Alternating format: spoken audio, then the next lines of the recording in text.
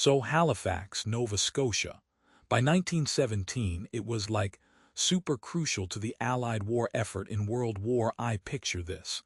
Perfect spot on Canada's Atlantic coast, with a harbor that never freezes over. Made it a huge maritime hub for everyone.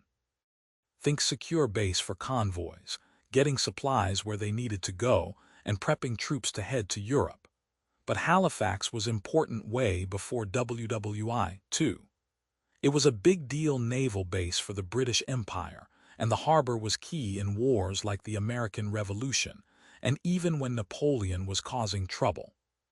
Fast forward a bit, and the Intercolonial Railway shows up in 1880, plus a deepwater terminal. Suddenly, Halifax is connecting inland Canada with global trade routes. Things dipped a bit in the 1890s, but by the early 1900s, things were looking up, thanks to Canada investing in its naval stuff. Then, in 1910, the Canadian government takes over the Halifax dockyard, turning it into the Royal Canadian Navy's HQ. So, when WWI kicks off, Halifax is back in the spotlight as the British Empire's gateway to North America, and the city changes big time. The harbor becomes a major hub for transatlantic convoys. Merchant ships would gather in Bedford Basin, safe from submarines thanks to nets and patrols before heading out. All this war stuff, it made the economy boom. People flocked to Halifax for jobs at the rail yards, shipyards, and factories by the water.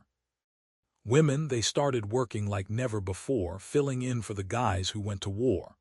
By 1917, Halifax had like 60,000 to 65,000 people. Infrastructure, totally strained. Housing, super scarce. Halifax's contribution to the war, massive. The port handled tons of supplies, coal, lumber, wheat, even munitions heading to Europe. Hospital ships were constantly coming in, carrying wounded soldiers. They even built a whole new military hospital. The Royal Canadian Navy made sure everything kept flowing. But with all the action, Halifax wasn't safe. So many ships in the harbor meant more chances for accidents, and with ships full of explosives, risks were high. They had rules to try and prevent disasters, but the pressure to keep supplies moving meant sometimes safety got a little overlooked. It was a really fine line. Come December 1917, Halifax Harbour was packed. Ships carrying dangerous stuff were common. They were letting ships with munitions and explosives into the inner harbor, which was a huge no-no in peacetime. This decision, while important for the war, created major risks. And those risks, they were about to become really clear. Two ships, the Norwegian SS Imo and the French SS Mont-Blanc, showed up in early December. The Imo, empty and heading to New York for relief work, had been stuck in Bedford Basin because the coal was late. So they were in a hurry to leave. Now the Mont-Blanc. It was carrying 2,366 tons of picric acid, 250 tons of TNT, 62 tons of gun cotton and benzol. All vital for the war but crazy dangerous to transport. December 6, 1917, rolls around. The anti-submarine nets are down to let ships through, and the Imo and Mont-Blanc are heading for each other in a part of the harbor called the Narrows. Ships are supposed to pass with their port sides to each other, sticking to their starboard right side. But the Imo was already on the port side, having cut into the wrong lane to pass a tugboat earlier that morning. It was going over 7 knots, even though the speed limit was 5. To avoid getting hit, a coal barge had to steer closer to the shore. Before all this, the Mont-Blanc had been inspected and cleared to go. By 8:40 a.m., it was heading through the Narrows to Bedford Basin. Going 4 knots, staying in its lane, it sees the Imo coming its way. There was time to fix things, but then the miscommunication started. The Mont-Blanc on the Dartmouth side signals it has the right of way with 1 short whistle blast. The Imo answers with 2 short blasts, saying it won't change course. That's against the rules. The Imo should have yielded. You'd think maybe one captain didn't know the local rules. But get this, Both ships had Halifax locals at the controls. The harbor is a compulsory pilotage area. It's so tricky to navigate that local pilots have to guide ships in and out. So on the Mont-Blanc, Halifax pilot Francis Mackey repeats his signal, one blast, saying he has the right of way. The IMO, piloted by local William Hayes, again answers with two short blasts, staying its course. Francis is getting worried. He orders the Mont-Blanc to stop and steer closer to the Dartmouth shore to avoid the IMO. Both ships stop their engines, but they're still moving towards each other. Last second, they try to avoid each other. Francis steers the Mont-Blanc to port, crossing in front of the IMO to avoid the crash. They were close to parallel. But then William signals 3 short blasts on the IMO and reverses its engines, making the ship's bow swing all over the place. That sealed their fate. 8:45 a.m., the IMO's bow hits the Mont-Blanc's starboard side, puncturing the hull. The damage wasn't catastrophic right away, but benzol barrels on the Mont-Blanc's deck break open, spilling fuel into the cargo hold. In seconds, the fumes ignite. Flames engulf the deck, threatening the massive stores of picric acid, TNT, and gun cotton. The Mont-Blanc crew, knowing what's on board, bails. They scramble into lifeboats heading for the Dartmouth shore, yelling warnings in French. But with the chaos and the language barrier, no one really hears them or understands. The burning ship, now a huge fire, starts drifting towards the Halifax shore, with a massive smoke column rising. People all over Halifax see the commotion and gather to watch. Crowds form at Pier 6, right in the ship's path, and on nearby streets and rooftops, watching the fire on the water. Tugs and other small boats try to help, but it's useless against the fire. As the ship gets closer to shore, the threat of a huge explosion grows, but almost nobody knows it. Except for one guy, Vincent Coleman. He's a railway dispatcher at the Richmond station, about 750 feet from Pier 6. A sailor fleeing the scene warns him about the ship's cargo. Vincent and a coworker take off running. Then Vincent remembers the inbound passenger train number 10, due in Halifax in minutes. It's heading right into the disaster zone. Vincent turns back. He runs back to his telegraph station to send an urgent warning to stop all trains. He taps out.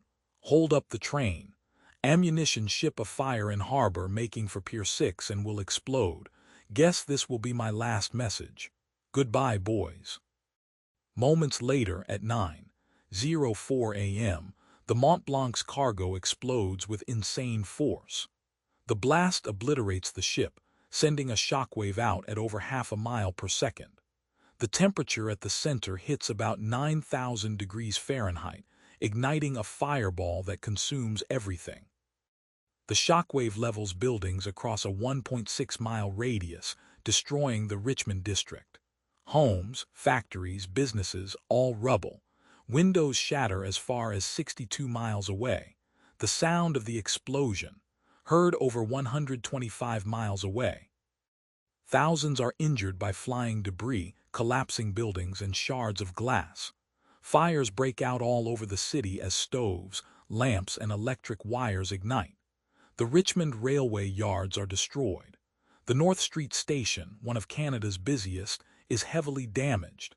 Dartmouth, across the harbor, is also devastated. Then a tsunami caused by the blast surges onto the Halifax shoreline, sweeping people, vehicles, and debris into the sea. The SS Imo, damaged in the collision, gets lifted onto the Dartmouth shore. Pieces of the Mont-Blanc are hurled across Halifax.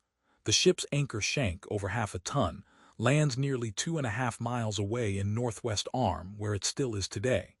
Smaller pieces rain down on the city.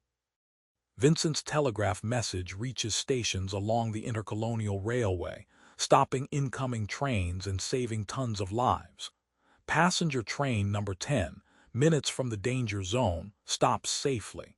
Vincent's warning didn't prevent the explosion, but it saved hundreds. He died sending it. After the Halifax explosion, the city is stunned. The task: rescue the injured and recover the dead. The Richmond district is gone, people trapped. Fires rage. Survivors help each other, digging through rubble with bare hands. Police, firefighters, and military join in, containing fires and rescuing people. Fire brigades arrive from nearby towns. The Royal Navy helps, bringing medical supplies. American ships in the area also provide aid. Halifax's hospitals are overwhelmed. Makeshift hospitals are set up in schools, churches, and community centers. Medical students and volunteers help with surgeries and injuries. Morgues are set up in public buildings. Rescue trains arrive from neighboring provinces and the U.S., bringing doctors, nurses, and supplies. The trains evacuate the injured. Roads and rail lines are blocked, making things harder. On December 7th, a blizzard hits, slowing relief efforts but putting out many fires. The Halifax Relief Commission forms to coordinate the city's response. They provide food, shelter, and medical care. Community organizations become emergency shelters, while churches and charities distribute clothing and supplies. Amid the devastation, stories of courage emerge. Railway workers risk their lives to clear tracks. Citizens open their homes to strangers. Children carry messages.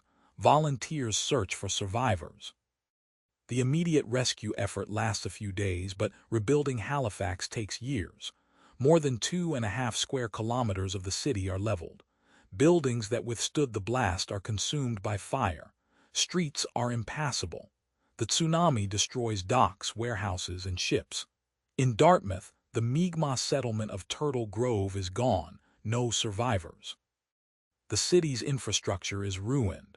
Over 12,000 buildings are destroyed or heavily damaged, leaving 25,000 people homeless. The winter conditions make things worse. The human toll is immense. About 1,600 people die instantly, with the death toll rising to over 1,900. Entire families, kids on their way to school, workers in factories and offices are among the dead. Another 9,000 are injured, many with burns, lacerations, and fractures. Shattered glass blinds hundreds. Over 5,900 eye injuries are reported, with 41 people permanently losing their sight. Despite the loss, there are stories of survival. People are pulled from the rubble days later. Charles Mayers, a sailor, is thrown nearly a mile from a ship, landing on Fort Needham Hill alive. But those stories are rare. Families are torn apart, communities shattered. Grief envelops Halifax. The city grapples with recovery and understanding how the disaster happened. Rumors spread that it was a German attack. The Halifax Herald reports unsubstantiated claims of Germans mocking the victims, but it becomes clear it was an accident of human error and miscommunication. A judicial inquiry is launched, focusing on the actions of the Mont-Blanc's captain, Aim Lemedic, the harbor pilot, Francis Mackey, and the chief examining officer, Commander Frederick Wyatt. Questions arise about why the Mont-Blanc was allowed into the harbor with such dangerous cargo without precautions. The Mont-Blanc's crew hadn't flown warning flags, and the IMO rushed to leave port and disregarded navigation rules. The inquiry concludes that the Mont-Blanc crew was primarily to blame for failing to avoid the collision. Commander Wyatt is criticized for his oversight. Manslaughter and criminal negligence charges are brought against both crews, but the legal proceedings fail. A Nova Scotia Supreme Court judge dismisses the charges, citing insufficient evidence. Subsequent legal battles reach the Supreme Court of Canada, which rules that both the Mont-Blanc and IMO were equally at fault. The case is appealed to the Judicial Committee of the Privy Council in London, which shifts the blame entirely onto the IMO. No one is held criminally responsible. The inquiry leads to changes in maritime regulations. New protocols are established for safer navigation, including stricter oversight of ships carrying hazardous cargo and better coordination between civilian and military authorities. The disaster brings about social changes. The Halifax Relief Commission provides financial assistance and pensions to survivors, helping to rebuild homes and livelihoods for decades. The Halifax Explosion impacts medical science, especially in the treatment of eye injuries. The lessons learned in Halifax inform treatments for injuries sustained during World War II. Today, annual memorial services on December 6th honor the victims and recognize the heroism of those who risked their lives. A park, near the epicenter of the blast, serves as a place of reflection.